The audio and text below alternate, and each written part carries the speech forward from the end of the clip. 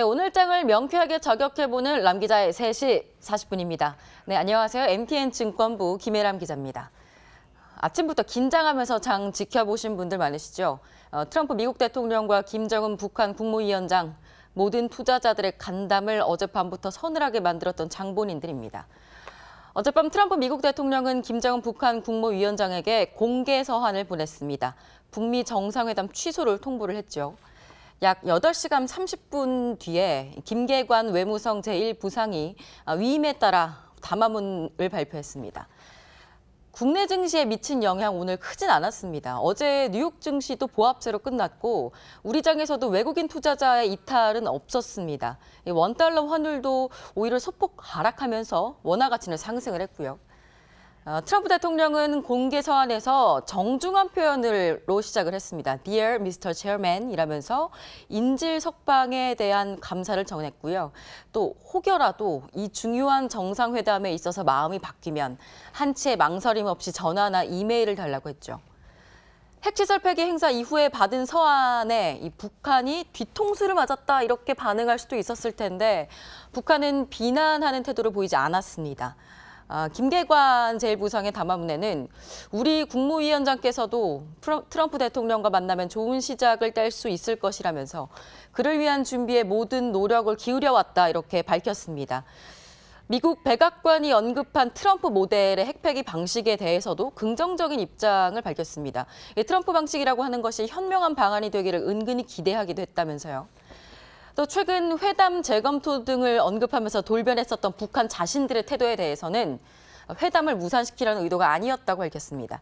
일방적인 핵폐기를 압박해온 미국 측의 지나친 언행이 불러왔던 반발에 지나지 않는다면서요. 미국은 전날에 최선희 외무성 부상이 핵 보유국인 우리를 리비아와 비교하느냐 이러면서 우리의 선의를 모독하며 회담을 재고려하자고 최고 지도부에 본인이 제기하겠다라고 이런 반망을 밝힌 것에 대해서 적대감을 표했었습니다. 두 정상의 입에 전 세계의 눈이 쏠려 있는 동안 다행히 증시와 외환 시장에는 큰 영향은 없었습니다. 물론 이제 기대감으로 올랐었던 남북경협주나 또 시멘트주, 철도 관련주 등은 거의 두 자릿수의 하락세를 보였었고 방산주는 좀 소폭 올랐습니다. 시장은 불협화음을 예상했던 것으로 보입니다. 대북 관련 호재든 악재든 이미 시장에서는 지켜보자 이런 기류가 강했다는 겁니다. 그동안 남북정상회담이 개최가 된다든지 이런 긍정적인 이벤트가 있었을 때 해외 금융시장이나 국내 시장에서 외국인의 대응이 소극적이었었습니다. 간밤 뉴욕 증시는 처음에는 사실 크게 내렸었는데요. 결국에는 약보합세로 끝이 났습니다. 오늘 우리 시장에서도 외국인은 코스피, 코스닥 선물시장 모두에서 순매수세를 보였습니다. 오히려 삼성전자 등 반도체주나 셀트리온, 삼성바이오로직스 등 같은 바이오주를 오히려 담았습니다. 올해 들어서 외국인은 코스피에서 거의 5조 원을 팔았고요. 2조 원을 팔았고요. 또 선물시장에서는 5조 원을 팔았습니다. 지난 한 달 동안은 또 코스피에서 9천억 원을 팔았습니다. 다시 말해서 지정학적 리스크 우려감이 해소된다고 해서 외국인이 우리 증시에서 순매수를 보였던 상황이 아니었다는 겁니다. 들어오지 않았으니 빠질 것도 없었겠죠. 증권가에서는 외환 시장에서에 대한 우려가 사실 더 컸었습니다. 신흥국 위기설에도 원화 약세 압력을 제어했었던 남북 평화 무드에 제동이 걸렸기 때문인데요. 실제로 장외 거래 가격인 뉴욕 역외 차액 결제 선물환 시장에서 원달러 1개월물은 1,080원대까지 중반까지 튀기도 했었습니다. 하지만 오늘 원달러 환율은 오히려 소폭 하락했습니다. 원화 가치가 떨어질까 우려했는데 오히려 오른 거죠. 트럼프 대통령과 북한의 태도 모두 봤을 때 대화 재개 가능성 열어놨고 평화체제 추진이라고 하는 큰 방향성이 아직 유효하기 때문이라고 풀이가 됩니다. 다만 국내 주식시장에서 혹은 앞으로 더욱더 외국인 매도세가 커지거나 추가적으로 부정적인 대북 이슈가 불거지면 변동성 커질 가능성도 배제할 수는 없을 것으로 보입니다. 네, 이번에는 내일장 핫플레이어를 만나보는 시간입니다. 전문가들이 꼽은 내일장 핫플레이어 만나보시죠.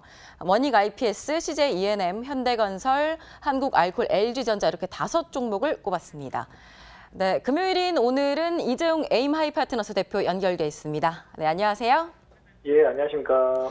네, 오늘 LG전자 꼽으셨는데요. 어떤 이유였나요? 예, LG전자가 그동안 주가가 고점을 찍고 계속적으로 조금 조정을 좀 받았던 시기인 것 같습니다. 이제는 조금 1분기 실적도 사실 서프라이즈 실적이 잘 나왔고, 그럼에도 불구하고 주가가 사실 이제 대북주 쪽에 수급이 좀 몰리면서 많이 못 갔는데, 이제는 조금 주목을 해봐야 될 것 같습니다. 그 이유는 지금 프리미엄 가전 판매가 계속적으로 수요가 증가하는 모습을 계속적으로 확인할 수가 있었고요. 그다음에 이제 LCD 패널 가격이 지속적으로 하락을 하면서 대형 TV 쪽 셋톱박스 판매나 이런 것들이 이익률이 계속적으로 좋아지는 모습을 좀 확인할 수가 있었습니다. 그리고 이제 가장 성장 부분이 가장 큰 기대를 하고 있는 VC 전기차 쪽 사업부가 올해 이제 3분기 정도에 손익분기점이 넘길 것으로 보이는데, 올해 만약에 이 손익분기점이 넘겨서 흑자 전환을 하게 된다 그러면 앞으로 LG전자에 대한 밸류 자체를 다시 한번 고민을 해봐야 되는 시기가 올 것으로 보입니다. 여전히 저평가 구간이고요. 올해 실적 기준 퍼밸류 7 구간이기 때문에 매우 저렴한 구간이라고 생각을 합니다. 매수가는 월요일 시초가로 조금 추천을 드리는 부분이고요. 목표가는 12만 원, 손절가는 9만 5천 원을 제시해드리겠습니다. 네, 저가 매수할 수 있는 기회일까요? LG전자 잘 지켜보시기 바랍니다. 오늘 말씀 감사합니다. 예, 감사합니다. 네, 이번에는 개장 전에 알았으면 좋았을 걸 시간입니다.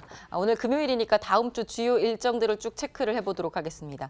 30일 밤에 이 연준의 5월 경기 동향 보고서인 베이지북이 공개가 됩니다. 또 31일에는 MSCI 신흥지수의 리밸런싱이 있는데요. 이 리밸런싱이 되면서 우리 증시에서 약 4천억 달러 내외 자금이 이탈될 것으로 추정이 되고 있습니다.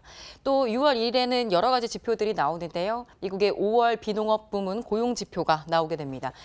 물가 추세의 주요 변수인 임금 상승률이 얼마나 개선이 됐는지를 볼 수 있을 것 같습니다. 또 같은 날 우리나라 1분기 GDP 확정치와 또 5월 수출입 결과가 발표가 됩니다.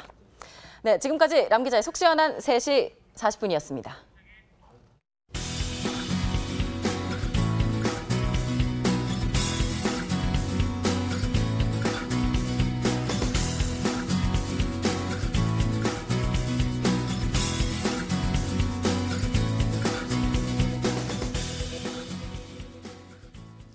요즘 주식시장에 영향을 주는 큰 변수들을 보면 죄다 나라 밖에서 벌어지는 일들이 많죠. 이번 주말은 우리 투자자분들 편히 쉴 수 있게 좀 조용히 좀 지나갔으면 좋겠습니다. 다음 주 월요일 장 마감 때 저희와 또 함께해 주시죠. 다음 주에 뵙겠습니다. 고맙습니다.